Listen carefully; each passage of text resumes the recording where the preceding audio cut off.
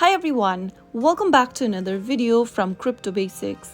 In today's episode, I'm going to be showing you how to download CoinKit application on your iPhone. So without wasting much of our time, let's dive into the video.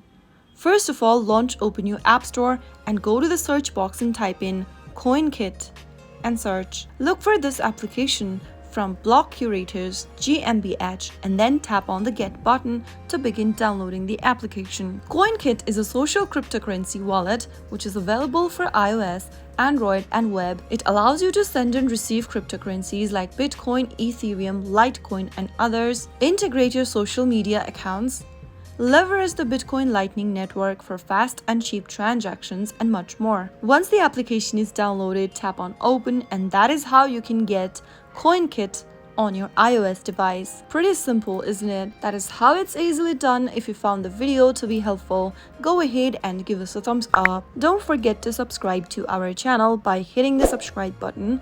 Also press on the bell icon so that you'll never miss another upcoming upload from us. I will see you again in the next video. Thank you for watching.